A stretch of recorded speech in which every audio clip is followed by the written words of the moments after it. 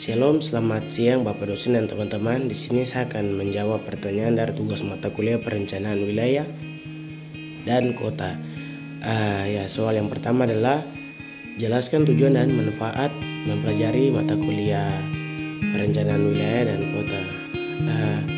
Tujuannya adalah memahami prinsip-prinsip wilayah dan kota dan metodologi yang digunakan dalam proses perencanaan. Mengetahui bagaimana menyusun rencana tata ruang kota dan wilayah yang berkelanjutan dan responsif terhadap kebutuhan masyarakat.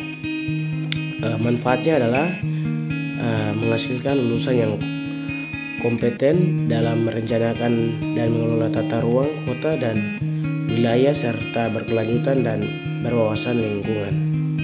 Soal yang kedua adalah jelaskan definisi perencanaan dari sederhana sampai yang rumit. Definisi sederhana perencanaan adalah kegiatan merumuskan rencana atau strategi untuk mencapai tujuan tertentu.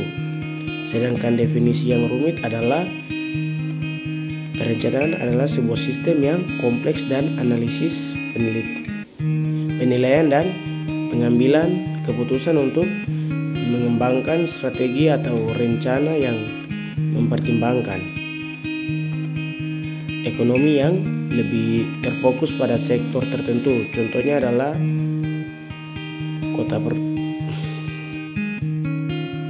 Soal yang ketiga adalah jelaskan jenis-jenis wilayah berdasarkan pandangan Clarkson dan pandangan Hanafiyah.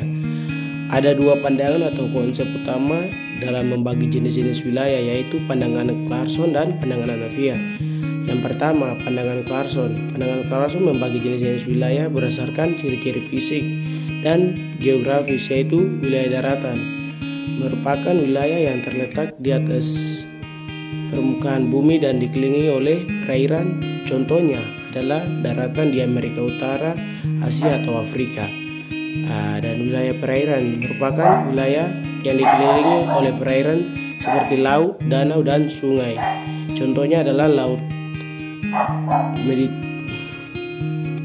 laut atau danau Toba di Indonesia. Yang ketiga adalah wilayah udara, merupakan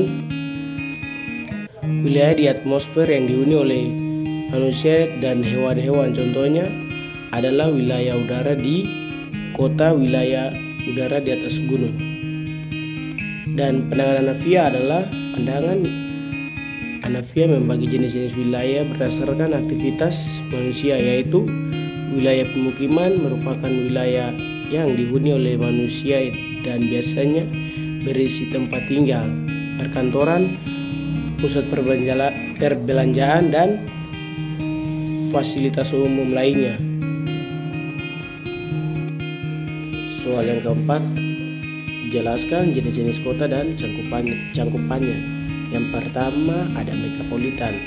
Kota cakupannya meliputi Jakarta, Bogor, Depok, Tangerang, dan Bekasi. Yang kedua ada metropolitan.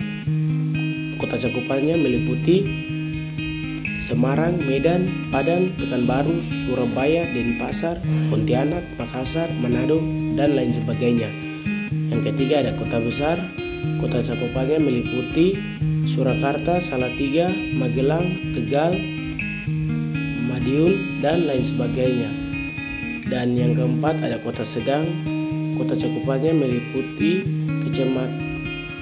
Kabupaten Semarang, Kecamatan Unggaran, Bandungan, Tengaran, dan lain sebagainya. Yang kelima, kota kecil. Kota cakupannya meliputi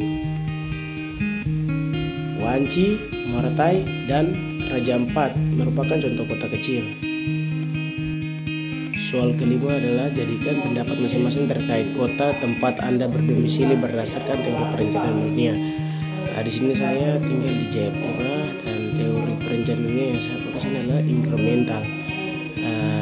Kebijakan yang mengalami perubahan sedikit-sedikit. Model ini memandang kebijakan publik sebagai suatu kelanjutan kegiatan-kegiatan pemerintah di masa lalu dengan hanya menambah satu merubahnya atau modifikasi sedikit-sedikit.